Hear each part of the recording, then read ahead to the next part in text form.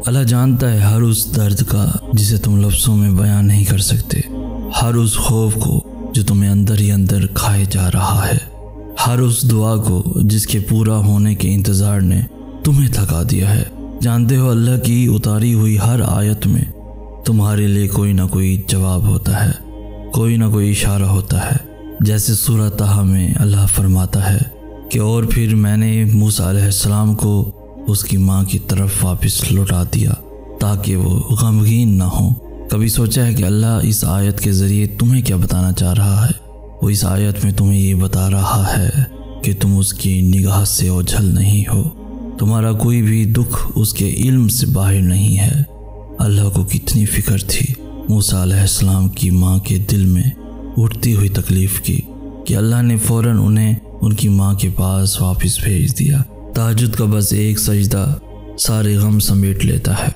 अल्लाह से खुले आसमान तले बैठकर की गई वो एक गुफ्तगू किस्मत का पासा पलट देती है। रात के अंधेरों में सजदा रेज़ होकर सुनाई गई वो खामोश दास्तान जिसे सुनाने के लिए ना अल्फाज मिलते हैं ना ही आवाज़। वो दास्तान अल्लाह को सारी कहानियों से ज़्यादा प्यारी लगती है।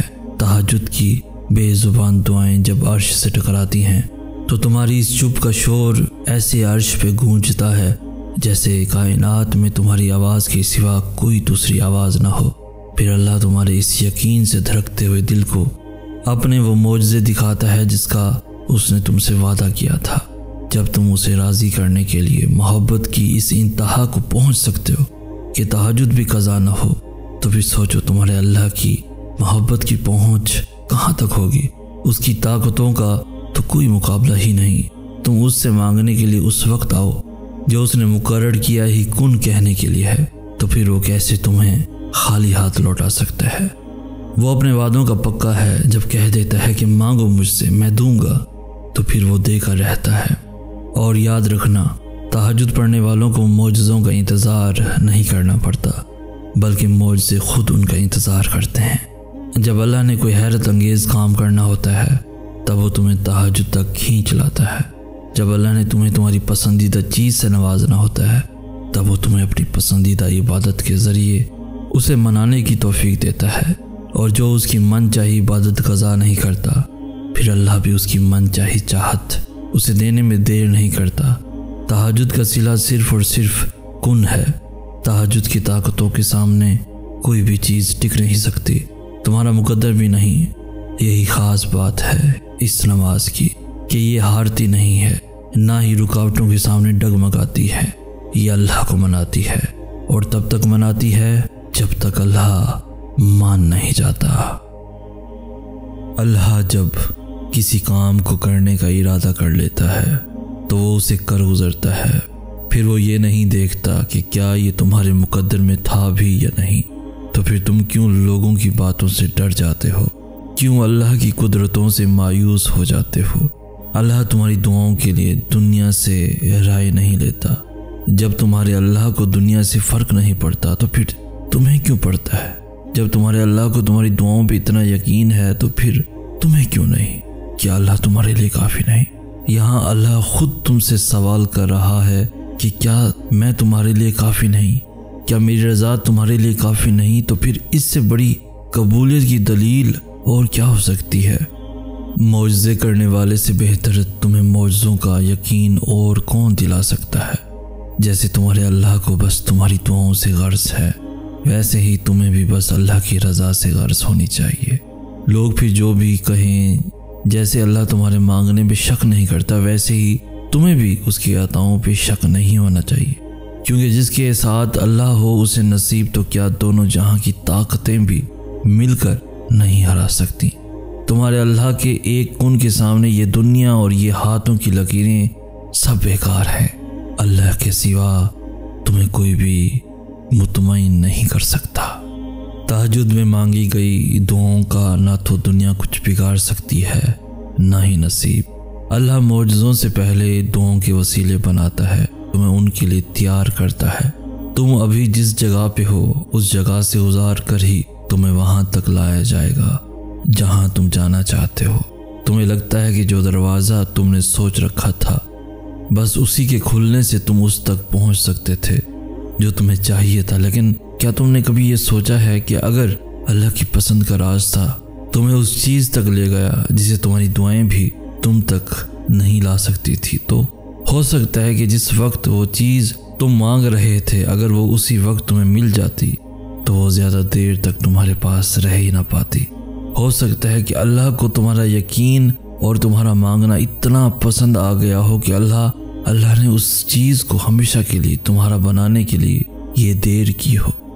सिला बढ़ाने के लिए अल्लाह इंतज़ार भी बढ़ा देता है और तुम्हें तो अंदाज़ा भी नहीं है कि कैसे तुम्हारा अल्लाह आँख के सामने और आँख के अंदर का मंजर बदल देता है।